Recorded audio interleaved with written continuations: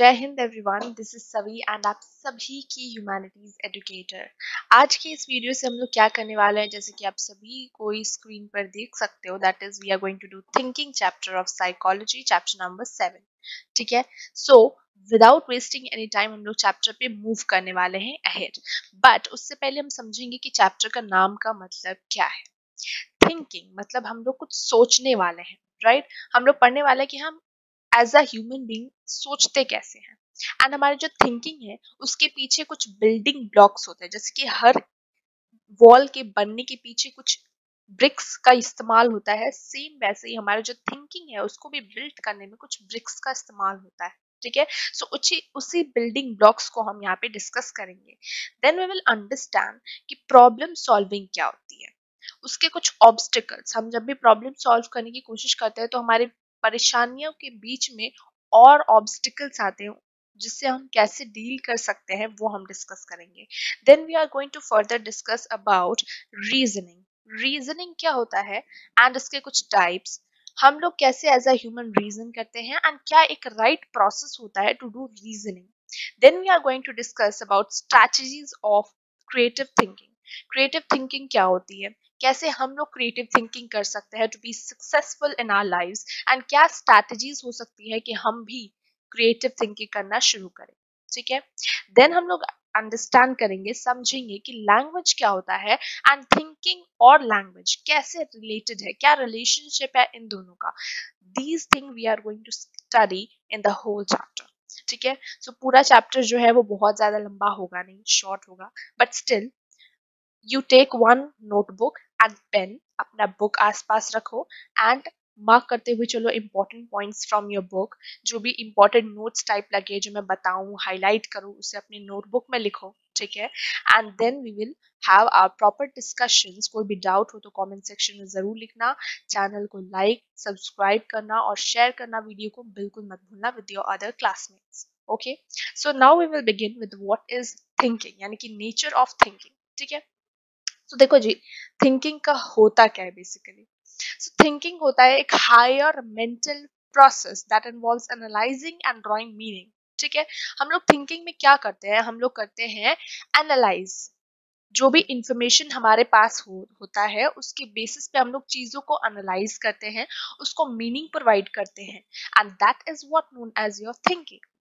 ठीक है, इसके अंदर हम लोग क्या देखते हैं कि ये जो थिंकिंग है वो बेसिस होता है ऑफ ऑल कॉग्निटिव प्रोसेस, यानी कि थिंकिंग के बिना ना हम लर्निंग कर सकते हैं, ना हम कोई इंफॉर्मेशन अपने अंदर स्टोर कर सकते हैं, यानी कि मेमोरी का प्रोसेस भी हम लोग बिना थिंकिंग के नहीं कर सकते हैं।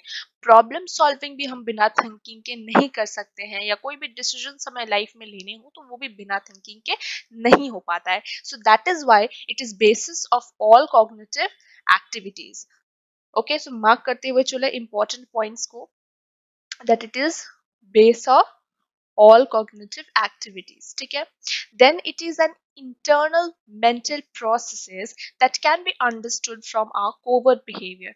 देखो, covert behavior और overt behavior हम लोगों ने डिस्कस कर रखा है। covert behavior मतलब वो behavior जो हम लोग देख ही नहीं सकते। ठीक है, एंड यहाँ पे ओवर्ट बिहेवियर लिखा हुआ है, यानी कि हम जब भी ओवर्ट बिहेवियर मतलब जो बिहेवियर हम लोग देख सकते हैं। ठीक है, सो ऐसे बिहेवियर जिन्हें हम लोग देख सकते हैं उसके बेसिस पे हम लोग बता सकते हैं कि एक पर्सन थिंक कर रहा है या नहीं। For example, you are seeing the image here. ये इमेज देख के तुम्हें क्या लग रहा है कि जो वुमन है she is thinking something, right? So this process is दो इंटरनल, जो हमारे दिमाग में हम लोग सोच रहे होते हैं, बट फिर भी हम लोग अंडरस्टैंड कर सकते हैं through the responses which you are making in your life और इन योर डेली लाइफ। ठीक है, अब थिंकिंग को गोल डायरेक्टेड भी कहा जाता है। वाई गोल डायरेक्टेड कहा जाता है? बिकॉज हम जो भी सोचते हैं उसके पीछे हमारा कुछ मोटो होता है, राइट? फॉर एग्जाम्पल, कल तुम लोगों का एग्जाम है, so now you are thinking कि अब कैसे हम लोग प्लान को ऑर्गेनाइज करेंगे। हम लोग को एक प्लान बनानी पड़ेगी, स्ट्रैटेजीज बनानी पड़ेगी। कल अगर इंग्लिश का एग्जाम है तो हम लोग को कैसे चीजों को स्टडी करना है, इतने चैप्टर्स हैं तो how we will read this chapters and complete it all, right? So हम जब भी थिंकिंग करते हैं तो थिंकिंग करने के पीछे हमारा कोई मोटो होता है, कोई गोल होता है that we have to achieve. This is all about your nature of thinking as well as definition of thinking. Okay, so next we are moving to building blocks of thinking. जैसे मैंने बताया था कि किसी भी wall को या दीवार को बनाने में ब्रिक्स का बहुत इंपॉर्टेंट रोल होता है, जैसे हम ईटा भी बोलते हैं।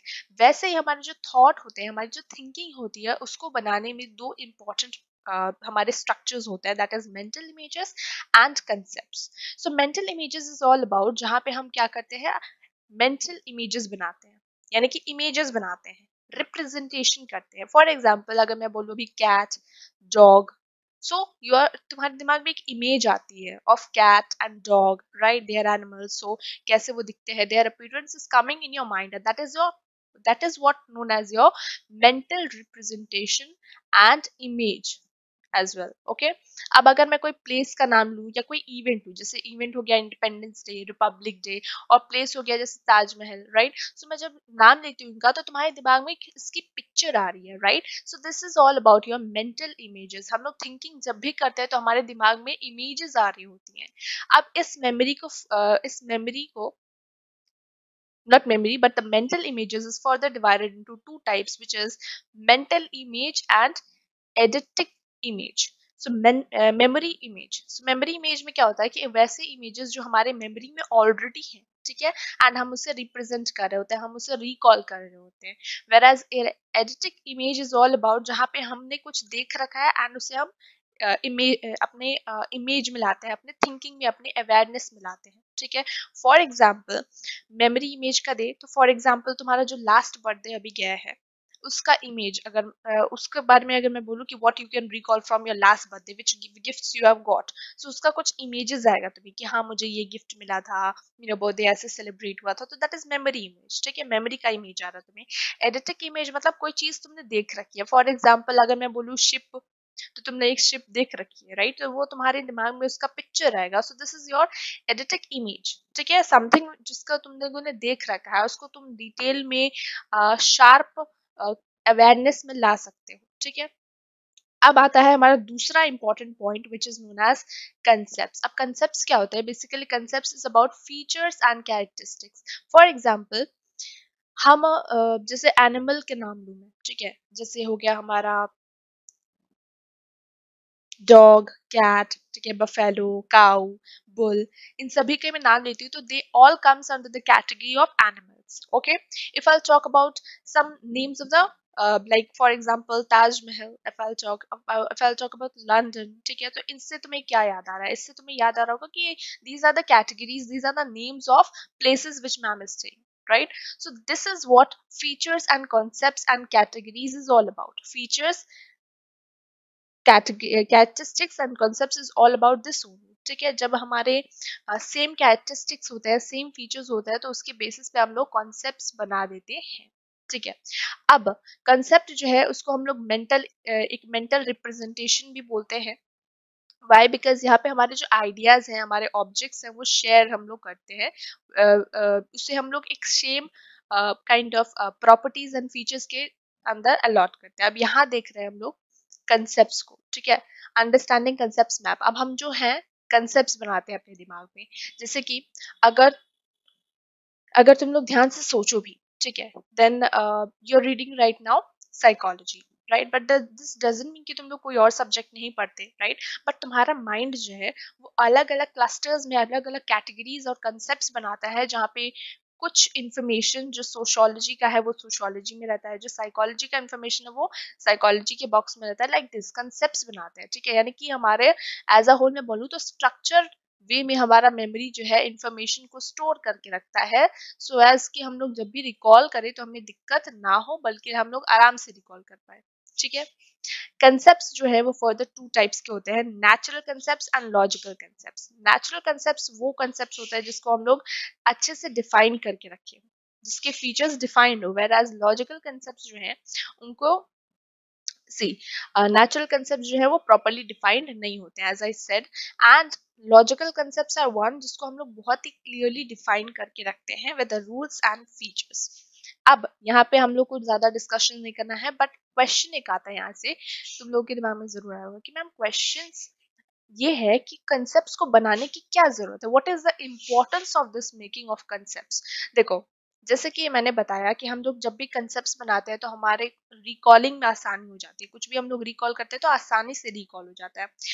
सो यहाँ पे वही लिखा हुआ है कि ऑर्गेनाइजेशन ऑफ आवर नॉलेज, जो भी हम याद करते हैं अगर हम उसे अच्छे से ऑर्गेनाइज करके रखेंगे तो it will help not only in the organisation of what we have learn but also in recalling. Proper time पे हम लोग रिकॉल करते हैं एंड जिससे हमारा जो टाइम है एंड एफर्ट है वो कम लगता है। ठीक है, we form concept to make our thought processes quick and efficient. हम जब भी कंसेप्ट बनाते हैं ना तो हमें चीजें सिर्फ ना सिर्फ बहुत जल्दी याद होती हैं, समझ में आती हैं, बट हमारे दिमाग में बहुत ज्यादा टाइम तक रहती भी हैं।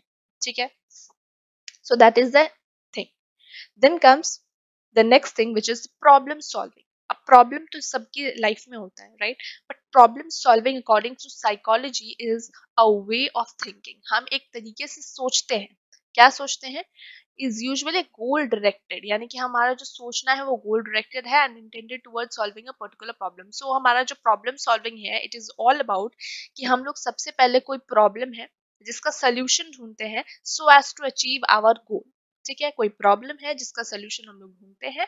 क्यों ढूंढते हैं? बिकॉज हमें कोई गोल को अचीव करना होता है। So this is all about your problem solving definition.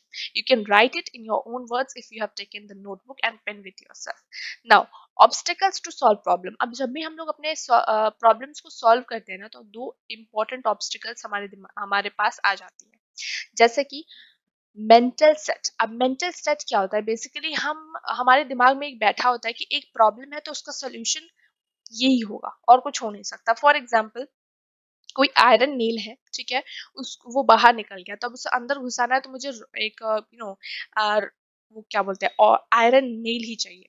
ठीक है, या रॉड ही चाहिए। रॉड के बिना मैं उस आयरन नील को अंदर नहीं घुसा सकती। ठीक है, but if you are creative person, तुम्हारे दिमाग में आया कि ये बुक से भी तो मैं इस आयरन नील को अंदर घुसा सकता हूँ, right? So mental set is about कि हम एक ही तरीके से सोचते हैं, हम दूसरे तरीके से सोच के प्रॉब्लम के सॉल्यूशंस को निकालने की कोशिश नहीं करते। So this is your mental set.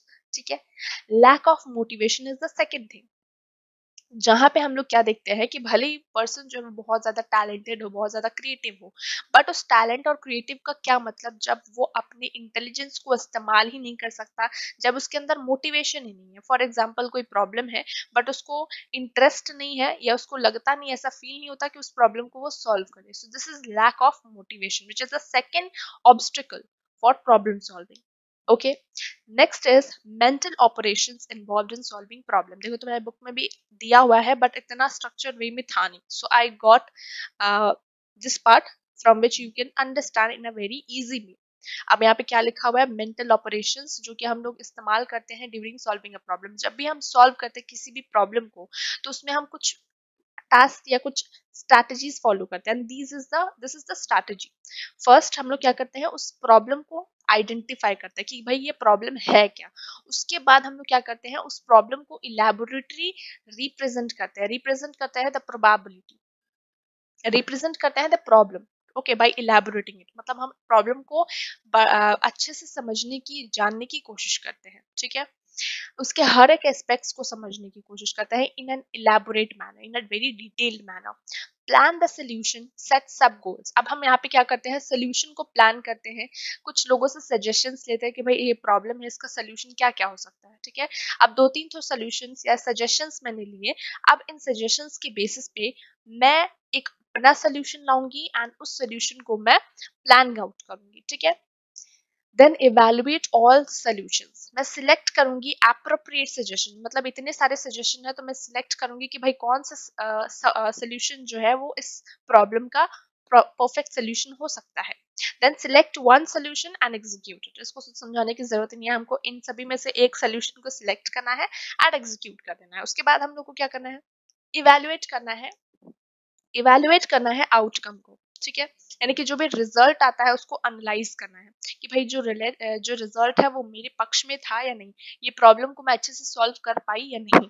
अगर नहीं कर पाई तो मेरे को क्या करना है? रीथिंक करना है एंड रीडिफाइन करना है द सोल्यूशन। ठीक है, रीथिंक मतलब कि अब मुझे वापस से इन सजेशंस को देखने होंगे एंड वापस से बेसिस ऑफ द सजेशन मुझे इवेलुएट करना है एंड देन मुझे सिलेक्ट करना होगा, वापस से एग्जीक्यूट करना होगा, देन वापस से हम लोगों को आउटकम को चेक करना होगा, ठीक है। That is rethinking and redefining, मतलब अब मुझे समझ में आ गया कि मेरा प्रॉब्लम इस सोल्यूशन से सॉल्व हो गया, तो फ्यूचर में अगर सेम प्रॉब्लम हुआ तो इसी तरीके से सॉल्व होगा, ये मेरे दिमाग में बैठ गया है, ठीक है। So that is a kind of future में जब भी प्रॉब्लम आएगा तो मैं इसी वे में या इससे सॉल्व, इस प्रॉब्लम को सॉल्व करने की कोशिश करूंगी। सो this is all about your mental operations which is involve in solving a problem, ठीक है। I hope this made you clear what is the concept all about.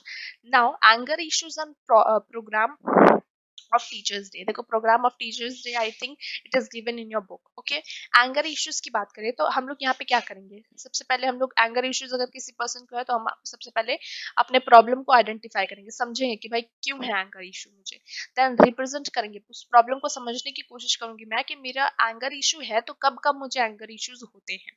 फिर मैं सोल्यूशंस को प्लान आउट करने की कोशिश करूंगी, मैं सजेशंस दूंगी अपनी फैमिली से कि मैं क्या आपको लगता है कि मैं सच में बहुत ज्यादा गुस्सा करती हूँ, अगर गुस्सा करती हूँ तो कौन सा सिचुएशंस में मुझे बहुत ज्यादा गुस्सा आता है आपके हिसाब से, तो मैं सजेशंस लूंगी कि भाई मैं अपने गुस्से को कंट्रोल कैसे कर सकती हूँ, मैं सबसे सजेशंस लूंगी, इस चीजों को अच्छे से जानूंगी। फिर सभी सोल्यूशन को बैठ के मैं उनमें से सिलेक्ट करूंगी अमॉन्ग एप्रोप्रिएट सजेशंस, मतलब सभी सजेशंस को मैं अच्छे से देखूंगी एंड देन आखिर में मैं सिलेक्ट करूंगी एक को एंड एग्जीक्यूट करूंगी, और मैं चेक करूंगी कि क्या मेरा एंगर जो है वो मेरे कंट्रोल में आया कि नहीं आया। अब भी नहीं आया तो then I have to rethink, and अगर आ गया तो then it is very good. अब मुझे फ्यूचर में अगर कभी भी फिर से एंगर इश्यूज आते हैं या कभी भी मेरे किसी और स्टूडेंट्स को एंगर इश्यूज आएंगे तो मैं उसे बता सकती हूँ कि कैसे एंगर इश्यूज को डील करना है, ठीक है। So this is all about your mental operations which is involved again in solving a problem. Then comes the next part which is reasoning. अब रीजनिंग क्या होता है, देखो ये एक ऐसा प्रोसेस है जिसमें हम लोग क्या करते हैं, लॉजिकल थिंकिंग करते हैं एंड सॉल्व करते हैं प्रॉब्लम्स को एंड कंक्लूजन्स ड्रॉ करते हैं on the basis of information and facts which is available to us. अब रीजनिंग क्या है, तो रीजनिंग ये है कि हम लोग यहाँ पे बेसिकली लॉजिकली सोचते हैं, प्रॉब्लम को समझने की कोशिश करते हैं और प्रॉब्लम के सॉल्यूशंस को फाइंड करते हैं एंड एट द एंड हम लोग रीच करते हैं टू अ कंक्लूजन, ठीक है। And this is what known as your reasoning. जो भी इंफॉर्मेशन मेरे पास है, ठीक है, उन सभी इंफॉर्मेशन का इस्तेमाल करते हुए मैं लॉजिकली थिंक करती हूँ, देन प्रॉब्लम को सॉल्व करती हूँ एंड एक कंक्लूजन उधर से ड्रॉ करती हूँ। This is all about your reasoning. Now reasoning के कुछ टाइप्स होते हैं which is deductive reasoning and in deductive reasoning. So basically deductive reasoning क्या होती है, डिडक्टिव रीजनिंग मीन्स वो रीजनिंग जो जनरल अजम्पशंस पे बेस्ड होते हैं, ठीक है, वहां से हम लोग कंक्लूजन ड्रॉ कर लेते हैं। फॉर एग्जाम्पल कोई मैं स्टेशन पे हूँ, ठीक है, मैं ट्रेन में बैठ रही हूँ, मुझे कहीं जाना है, मैं देख रही हूँ कि ट्रेन जस्ट स्टार्ट हो रही है ऑलमोस्ट एंड एक पर्सन दौड़ के आ रहा है, ठीक है। अब मैं क्या बोलूंगी, मैं बोलूंगी पक्का ये ट्रेन मिस कर दिया, बहुत लेट हो गया ये ट्रेन के लिए, right. So this is your deductive reason, मुझे एक्चुअल रीजन पता नहीं है बट फिर भी मैं एक एजम्पशन कर रही हूँ, ठीक है, जनरल एजम्पशन कर रही हूँ दैट मे बी पक्का ये लेट हो रहा होगा, that's why he is running to the train, okay. This is deductive reasoning, whereas inductive reasoning is about कि हम लोग क्या करता है, हम लोग बेसिकली यहाँ पे फैक्ट्स एंड ऑब्जर्वेशंस करते हैं, ठीक है, to draw a conclusion, to reach a conclusion. तो यहाँ पे हम लोग बेसिकली क्या करते हैं, हम लोग कुछ फैक्ट्स पढ़ते हैं, कुछ फिगर्स करते हैं, कुछ फिगर्स को देखते हैं, कुछ ऑब्जर्वेशंस परफॉर्म करते हैं and then at the end conclusion पर रीच करते हैं, ठीक है। अब ये सेम एग्जांपल अगर मैं लूँ तो मैं क्या करूंगी, मैं देखूंगी कि पर्सन कैन मतलब हो सकता है वो लेट ना हो सकता है उसका कुछ सामान ट्रेन में छूट गया हो, that's why he is running to take that thing, right. So this can be also one of the reason, but deductive reasoning में हम लोग वो नहीं सोचते हैं। इंडक्टिव रीजनिंग में हम लोग ऑब्जर्वेशन के हिसाब से सोचते हैं कि what can be the possible solution, ठीक है। And this is inductive reasoning. हम इंडक्टिव रीजनिंग के बारे में और बात करें सो इट इज अबाउट कि हम यहाँ पे फैक्ट्स को और इंफॉर्मेशन जो भी है उसको मेन इंपॉर्टेंस देते हैं। एंड इंडक्टिव रीजनिंग जो है basically researchers and scientist generally करते हैं, they understand the whole things, they go through the facts and figures to reach a conclusion. So this is about inductive reasoning. Then comes decision making. Definitely life में decisions बहुत बार हमें लेने पड़ते हैं, ठीक है, but if I'll ask you what is decision making according to psychology, let's see how many can answer in the comment section. Okay, so decision making जो है basically एक काइंड ऑफ प्रॉब्लम सॉल्विंग ही होता है, जहाँ पे हमारे पास several alternatives होते हैं, हमें इवेल्युएट करना पड़ता है and benefit associated with each alternative, the best alternative must be chosen. अब decision making is all about, हम यहाँ पे डिसीजंस ले रहे होते हैं, ठीक है, टू सॉल्व आवर प्रॉब्लम। हम जैसे प्रॉब्लम सॉल्व भी करते हैं वैसे डिसीजन मेकिंग भी करते हैं, ठीक है। एंड इसमें हम लोग बेसिकली फोकस करते हैं ऑन evaluation, हम लोग यहाँ पे क्रिटिकल थिंकिंग करते हैं about the information which we have, right, objects का इंफॉर्मेशन, इवेंट्स का इंफॉर्मेशन, जो भी इंफॉर्मेशन हमारे पास अवेलेबल है उसको एनालिसिस प्रॉपरली करते हैं to make the proper decisions for our life. So this is our decision making. अब डिसीजन मेकिंग एंड जो जजमेंट है इसके बीच में इंटर रिलेशंस है, यानी कि दोनों के दोनों ही प्रोसेसेस इंटर रिलेटेड होते हैं। जजमेंट की बात करें तो ये प्रोसेस होता है जहाँ पे हम अपने ओपिनियंस बनाते हैं और कंक्लूजन पे पहुंच जाते हैं, वेयर एज डिसीजन मेकिंग में हम लोग क्रिटिकल इवैल्यूएशन करते हैं about the objects, events and people on the basis of available information. The next thing is nature and process of creative thinking. अब creative thinking क्या होती है एंड क्या processes इसमें इवॉल्व होते हैं, ठीक है, इन सभी को अब हम लोग डिटेल में समझेंगे। सो बेसिकली क्रिएटिव थिंकिंग की मैं बात करूं तो ये नाम से ही बता रहा है कि हम लोग बेसिकली प्रॉब्लम को सॉल्व करेंगे बट एक नोवेल एंड यूनिक मैनर में, ठीक है, and coming up with something unique out of the box, ठीक है, यानी कि एक प्रॉब्लम है तो उसका सोल्यूशन ये होगा, ठीक है, बट क्रिएटिव थिंकिंग वाले लोग जो है वो प्रॉब्लम का एक अलग ही एक न्यू ही सोल्यूशन प्रोवाइड करते हैं, ठीक है। That is what creative thinking is all about, जहाँ पे हम अपने न्यू आइडियाज, न्यू सॉल्यूशंस लाते हैं towards a problem. That solution should be unique also, वो जो सॉल्यूशन होगा वो यूनिक होना चाहिए। That is also one of the thing which comes under creative thinking. So creative thinking जो है वहाँ पे हम लोग दो तरीके के थिंकिंग देखते हैं, convergent thinking and divergent thinking. So convergent thinking and divergent thinking क्या होता है ये हम लोग देखें तो कन्वर्जेंट थिंकिंग जो है वो एक करेक्ट आंसर, ठीक है, एक क्वेश्चन है तो उसका एक ही राइट आंसर होगा, that is your convergent thinking. And divergent thinking is about many correct answer, एक क्वेश्चन है तो उसके बहुत सारे करेक्ट आंसर्स हो सकते हैं, that is divergent thinking. And हमारा जो you know if I talk about एक second if I talk about creative thinking, हम लोग यहाँ पे डाइवर्जेंट थिंकिंग करते हैं, ठीक है, एक प्रॉब्लम के कई सारे सॉल्यूशंस हो सकते हैं, ठीक है, and this is about creative thinking.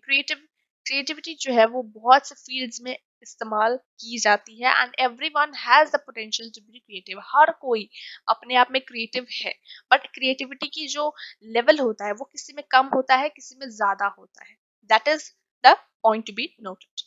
Then comes stages of creative thinking, अब कुछ स्टेजेस होता है क्रिएटिव थिंकिंग के, वो यहाँ पे डिस्कस किए हुए हैं। So let me change the pen colour so that I can explain you. Okay, so let's take black. So preparation की बात करते हैं। फर्स्ट इज प्रिपरेशन, हम लोग प्रिपरेशन में क्या करते हैं, बेसिकली हम लोग facts and information about the problem is collected, हम जो भी प्रॉब्लम है उसका फैक्ट्स यानी कि जो इंफॉर्मेशन है, जो चीजें हैं वो कलेक्ट करते हैं, जो भी फैक्ट्स है अबाउट द प्रॉब्लम हम लोग यहाँ पे कलेक्ट करेंगे प्रिपरेशन में, यानी कि एज अ होल हम लोग प्रिपेयर करेंगे फॉर द प्रॉब्लम। इंक्यूबेशन में हम लोग क्या करेंगे, फीलिंग ऑफ गेटिंग स्टक, हम क्या कर देते हैं ना, क्रिएटिव थिंकिंग जब हम करते हैं तो हम लोग बहुत ज्यादा स्टक फील करते हैं, बिकॉज क्रिएटिव आइडियाज ऐसे नहीं आ जाते। लेट्स सपोज एक प्रॉब्लम है, अब मैं सोच रही हूँ कि क्रिएटिव थिंकिंग क्यों नहीं हो रहा, क्रिएटिव थिंकिंग कुछ नया आंसर क्यों नहीं आता, तो अपने दिमाग पर प्रेशर डालने से मुझे क्रिएटिव थिंकिंग नहीं होने वाली। जब तुम्हारा ब्रेन रिलैक्स स्टेट में होगा, काम स्टेट में होगा, तभी क्रिएटिव थिंकिंग हो पाएगी, ठीक है। सो दैट इज इंक्यूबेशन, जब हम स्टक हो जाते हैं, okay. Then comes illumination. Illumination जो है वो हमारा थर्ड स्टेज होता है क्रिएटिव थिंकिंग, जहाँ पे हम सडन रियलाइजेशन होता है two of a solution towards any problem, ठीक है, तो कोई भी प्रॉब्लम है उसका सडन रियलाइजेशन होता है, सडन ये होता है ना, सडन सोल्यूशन आ जाता है हमारे दिमाग में, सो that is your illumination. Verification की बात करें तो यहाँ पे क्या होता है ना, सोल्यूशंस जो है वो टेस्टेड होता है to see whether it works और नॉट, जो सोल्यूशन मेरे दिमाग में आया वो क्रिएटिव है कि नहीं, वो तब हम लोग बोल सकते हैं जब हमारा जो आंसर है वो राइट हो, ठीक है। टेस्ट करेंगे हम लोग यहाँ पे कि जो हमारा प्रॉब्लम है उसका सोल्यूशन जो मैंने निकाला है वो उस पर वर्क कर रहा है कि नहीं, ठीक है। देन कम्स रिविजन, रिविजन में क्या करते हैं, प्री रिक्विजिट, ठीक है। सो बेसिकली अगर हमारा जो लास्ट स्टेज है क्रिएटिव थिंकिंग का, वो रिविजन होता है, जहाँ पे अगर एक सोल्यूशन जो है हम लोग नहीं ला पाए, क्रिएटिव थिंकिंग का कोई प्रॉपर क्रिएटिव सोल्यूशन नहीं ला पाए, तो हम रिविजन करेंगे, यानी कि वापस से हम लोग स्टार्ट करेंगे the whole process like this. Then comes the next part which is barriers of creative thinking. हम जब भी क्रिएटिव थिंकिंग करते हैं तो हमारे कुछ बैरियर्स बीच में आ जाते हैं, and that is what we are going to discuss them now. So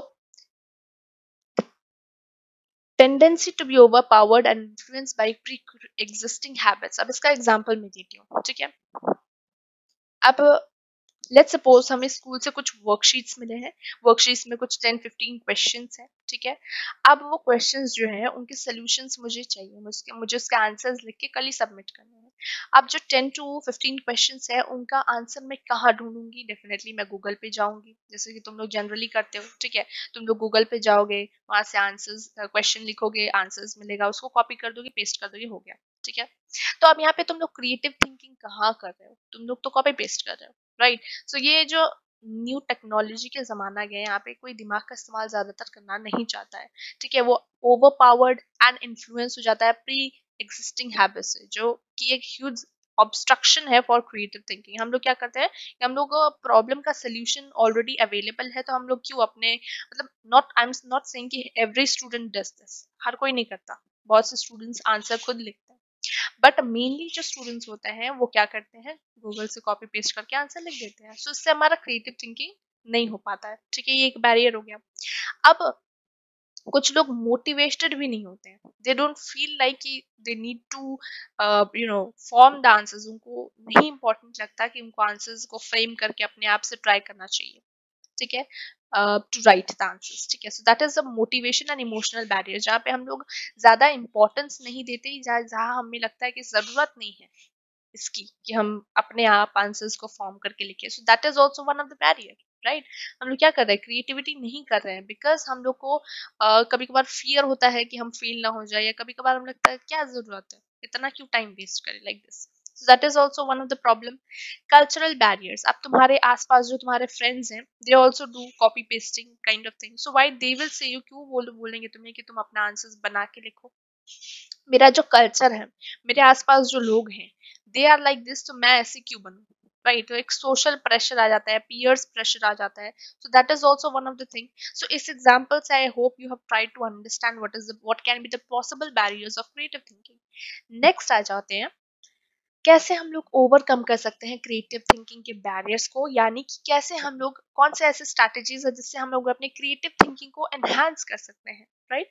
so if you will talk about that, हम लोग क्या कर सकते हैं, हम लोग कर सकते हैं सेल्फ एवेल्युएशन. हम अपने आप को अंडरस्टैंड करने की कोशिश कर सकते हैं, अपने पास्ट में जितने भी मिस्टेक्स किए हैं उसको इवेल्युएट करें, उसका एनालिसिस करें. So this kind of things we can do. First of all self analysis करो, सेल्फ एवेल्युएशन करो, ठीक है. The second is positive and confident in life. You have to be positive and you have to be confident in life. You know, you have to take the initiative to do the worksheet by your own self, not by taking the help of Google. So that is also one of the thing, right. Develop independent thinking in making judgments. अपने अपने judgements खुद लाओ, ठीक है. कोई problem है तो उसका सोल्यूशन तुम खुद ढूंढो, नॉट अबाउट कि हमेशा you have to ask to your parents और योर टीचर्स और your friends. Not every time this. कोई भी डिसीजन लेना है तो you should have your own decisions. कोई भी जजमेंट है, कोई भी ओपिनियंस है about any topic, so you should have certain opinions about any topic, anything, any matter, right. So ये होना बहुत ज्यादा जरूरी होता है. See multiple angles and perspective of a particular problem. कोई एक पर्टिकुलर प्रॉब्लम है तो उसके मल्टीपल एंगल्स को और मल्टीपल पर्सपेक्टिव को देखना भी बहुत ज्यादा इंपॉर्टेंट होता है. देखिए, एक प्रॉब्लम मेरे लिए है, ठीक है, कि मुझसे वर्कशीट नहीं हो रहा, तो क्या कर सकते हैं हम, ये प्रॉब्लम है. अब उस प्रॉब्लम के सॉल्यूशंस को, उस प्रॉब्लम को डिफरेंट एंगल से देखने की कोशिश कर सकते हैं. लेट्स सपोज मेरा तुम लोगों को बहुत सारे होमवर्क्स और भी मिले हैं, and you also have the pressure to complete the whole syllabus as fast as possible.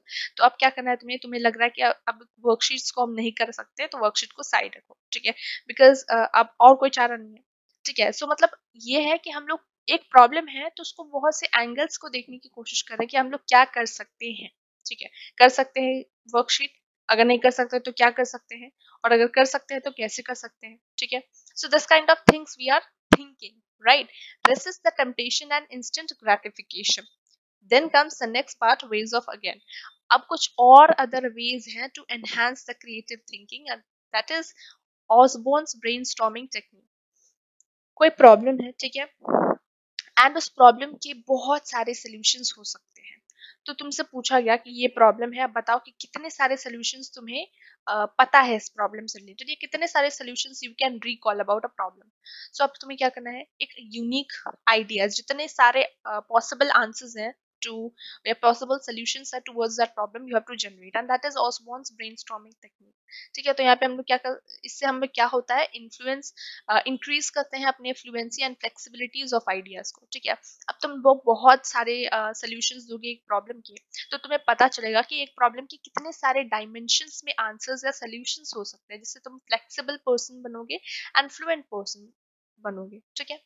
Getting feedback, when you will get the feedback on solution which we devise from those who have less personal involvement in the task, helps us to see problem in objective and unbiased manner.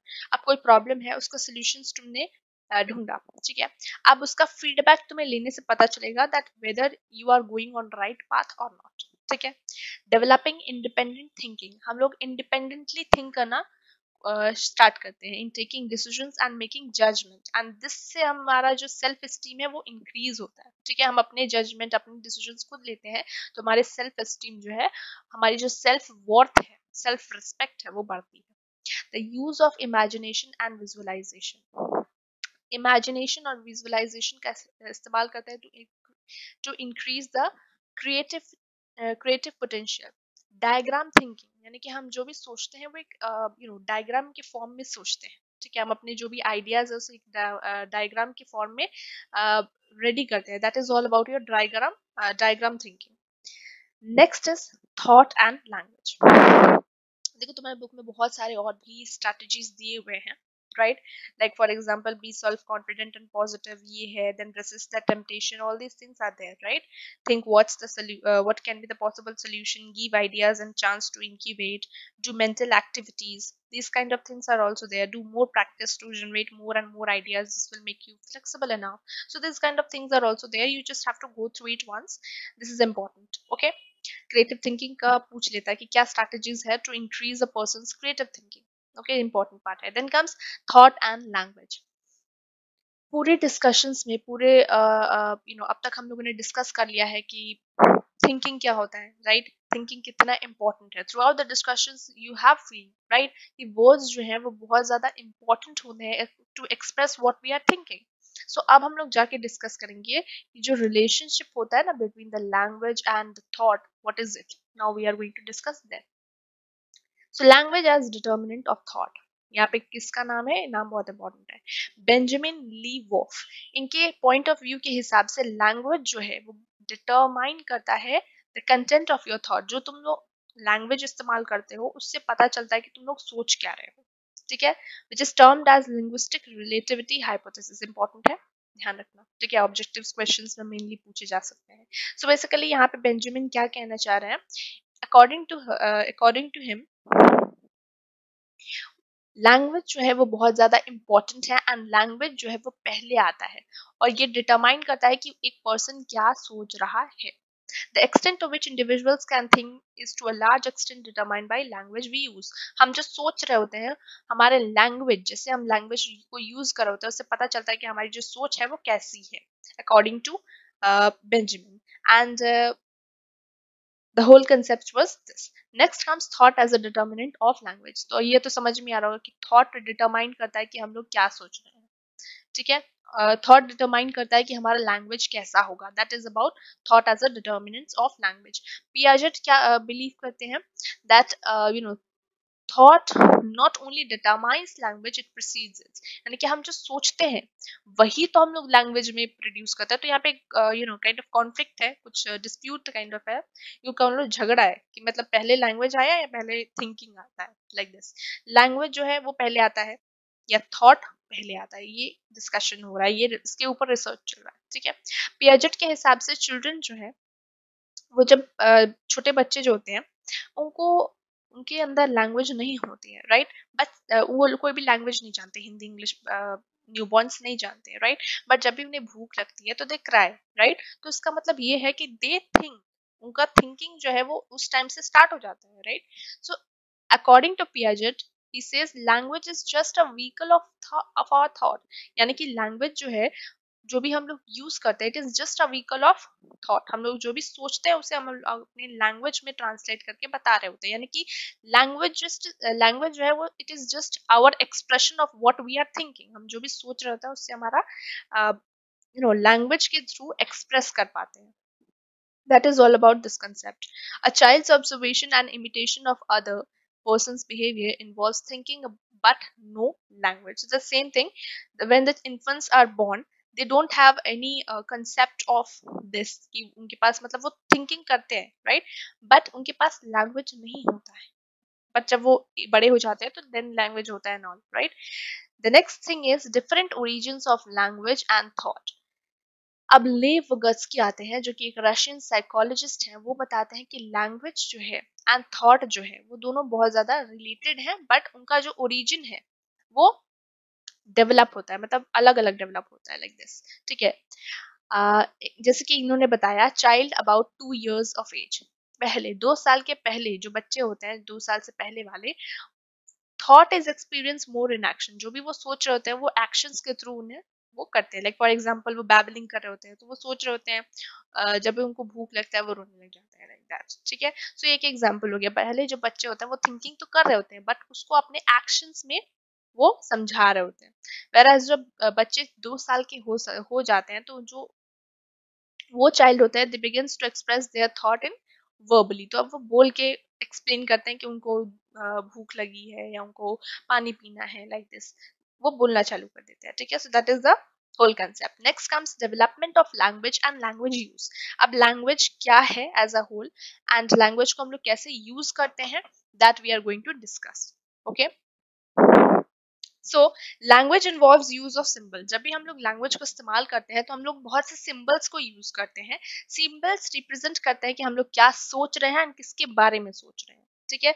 Everything you can say because just because of the help of language. It involves the use of rules, and when we present two or more words together, a proper and logical sequence is followed. हम लोग जब भी language को लिखते हैं, ठीक है, तो या लैंग्वेज का जब भी इस्तेमाल करते हैं तो एक प्रॉपर डिफाइंड मैनर में होता है, कुछ रूल्स होते हैं, राइट। जैसे हिंदी ग्रामर, इंग्लिश ग्रामर हम लोग पढ़ रखे हैं, right. So we have clear idea, right, that how to use language and all. Language is primarily use for communicating. अब हम लोग जानते हैं कि लैंग्वेज का जो इस्तेमाल है वो हम लोग कम्युनिकेट करने के लिए करते हैं, हमारे थॉट समझने के लिए, समझाने के लिए, फीलिंग्स बताने के लिए, आइडियाज को शेयर करने के लिए हम लोग लैंग्वेज का इस्तेमाल करते हैं, ठीक है। This is the whole about language use. Then comes development of language. कैसे डेवलप होता है लैंग्वेज? सो ह्यूमन बींग्स का जो लैंग्वेज होता है या ह्यूमंस का जो लैंग्वेज होता है बहुत ज्यादा कॉम्प्लेक्स, क्रिएटिव होता है एंड स्पॉन्टेनियस होता है then that of the animal. जो एनिमल्स इस्तेमाल करते हैं लैंग्वेज वो तो बहुत आसान होता है बट अपना तो बहुत ज्यादा कॉम्प्लेक्स है। And specially for talk about India, तो इंडिया में तो बहुत सारे लैंग्वेजेस हैं, तो और ज्यादा कॉम्प्लेक्स सिस्टम है लैंग्वेज का, इजंट। अब यहाँ पे कुछ स्टेजेस दिए हुए हैं ऑफ लैंग्वेज, एक बार इसे रीड करें ना। It is not about not much. यहाँ पे बताया हुआ कि न्यू बॉर्न से लेके जब बच्चा 2.5 years तक कोई चिल्ड्रन जाता है तो उसका जो लैंग्वेज डेवलपमेंट है वो कैसा हो रहा होता है, ये यहाँ पे एक्सप्लेन कर रखा है। एक बार रीड करने से अंडरस्टैंड हो जाएगा आराम से, ठीक है। The PDF you will get for your kind information, जो भी पीडीएफ है, जो भी पीपीटी है, you will get it in the Telegram channel. You have to download the Telegram channel from the description, जिसमें उसका लिंक दिया हुआ है। किसका लिंक दिया हुआ है? टेलीग्राम का, ठीक है। तो जाके डाउनलोड कर लो एंड गेट द पीडीएफ। इसको एक बार अच्छे से रीड कर लो, ठीक है। एंड वंस अगर अपने एनसीईआरटी बुक को रीड करने के बाद तुम्हें ये chapter fully and finally learn हो जाएगा, इतना गारंटी मैं दे सकती हूँ, ठीक है। इसके बाद क्या करना है तुम्हें, हमारा जो अंतिम प्रहार वीडियो लेक्चर है उसको एक बार देख लो। वहाँ पे बहुत सारे एमसीक्यूज इंपॉर्टेंट जो भी हमारे एनसीईआरटी सॉल्यूशंस है उसको हम लोगों ने डिस्कस कर रखा है, जो भी हमारे मोस्ट इंपॉर्टेंट क्वेश्चंस है उसको हम लोगों ने डिस्कस कर रखा है, तो वो जाके जरूर देखो, ठीक है। वहां से तुम्हारा पूरा जो चैप्टर है उसका जो पूरा का पूरा आइडिया है वो तुम्हें आ जाएगा, ठीक है। अब जहां से भी क्वेश्चंस आएंगे it will not be hard at all for you to answer. Then next thing is how languages acquire. देखो लैंग्वेज कैसे हम लोग को एक्वायर होता है, यानी कैसे हम लोग लैंग्वेज सीखते हैं। डेफिनेटली हमारे नेचर एंड नर्चर पे बेस होता है, ठीक है, कि हम लोग को कैसे हमारे फैमिली ने ब्रॉट अप किया, राइट, हम लोगों का कैसा इन हिंदी इट इज कॉल्ड परवरिश, राइट। सो परवरिश कैसे हमारा होता है, that is what about your language, यानी कि जिस माहौल में जिस कल्चर में हम लोग बॉर्न होते हैं वहाँ का लैंग्वेज, वहाँ का culture we adopt, we understand, so this is your language acquiring. अब यहाँ पे बहुत सी डिबेट है, देर आर पीपल जो कि बोलते हैं कि हमारा जो नेचर एंड नर्चर है वो डिसाइड करता है कि हमारा जो लैंग्वेज है वो क्या होगा, कैसा होगा, लाइक दिस। कुछ लोग बोलते हैं जैसे बी एफ स्किनर, बिहेवियरिस्ट जो होते हैं, जो बिहेवियर की स्टडी करते हैं, वो बोलते हैं कि हमारा जो learning होता है of this language, it is because of the reinforcement and in terms of operant conditioning, operant conditioning का help की वजह से हम लोग कोई भी language को acquire करते हैं, ठीक है। नॉर्म चॉम्स्की जो ये सजेस्ट करते हैं कि चिल्ड्रन जो है वो बॉर्न होते हैं एक स्पेशल डिवाइस के साथ जिसको हम लोग लैड कहते हैं, ठीक है, लैंग्वेज एक्विजिशन डिवाइस। इससे क्या होता है ना, हम लोग जो भी विच represents knowledge of universal grammar, तो हम एक लैड के साथ बॉर्न होते हैं, ठीक है, एंड उस लैड के अंदर इंफॉर्मेशन होती है about universal grammar. So this is the saying of नॉर्म चॉम्स्की, ठीक है। सो ये है हमारा पूरा information about the whole chapter. I hope the whole chapter is clear to all of you. बहुत आसान चैप्टर था, ठीक है, एंड बहुत कुछ है नहीं, जिस हम लोगों ने डिस्कस किया what is thinking, right, and what is the nature of thinking, ठीक है, बिल्डिंग ब्लॉक्स को डिस्कस किया, मेंटल इमेजेस, कॉन्सेप्ट्स, देन हम लोगों ने डिस्कस किया प्रॉब्लम सॉल्विंग क्या होती है, ठीक है, mental operations which is involved in problem solving, ठीक है, एंगर इश्यूज का एग्जांपल मैंने दिया, then obstacles of solving problems, reasoning क्या होती है, रीजनिंग के दो टाइप्स हम लोगों ने पढ़े थे, deductive reasoning and inductive reasoning, ठीक है। फिर हम लोगों ने समझा था कि क्रिएटिव थिंकिंग क्या होती है, क्रिएटिव थिंकिंग की क्या कैटेगरीज या क्या स्ट्रैटेजीज हैं जो हमें फॉलो करनी चाहिए, क्या ऑब्स्टिकल्स आ जाते हैं, क्या चैलेंजेस होते हैं, एवरीथिंग वी हैव डिस्कस, ठीक है, and that too in very great detail. So I hope कोई भी डाउट नहीं होगा तुम लोगों को। अगर डाउट है फिर भी तो definitely you reach out me in the comment section, वहां पे मैं तुम लोगों के सभी डाउट्स को क्लियर करूंगी, ठीक है। एंड अगेन टेलीग्राम को ज्वाइन करो to get the PPT and read this PPT, and जैसा मैंने कहा इंस्ट्रक्शंस को फॉलो करो, जिससे तुम्हारा जो चैप्टर का आइडिया है वो फुल्ली एंड फाइनली क्लियर हो जाएगा। मिलते हैं नेक्स्ट वीडियो में, टिल देन अपना ध्यान रखना, टेक केयर, बाय।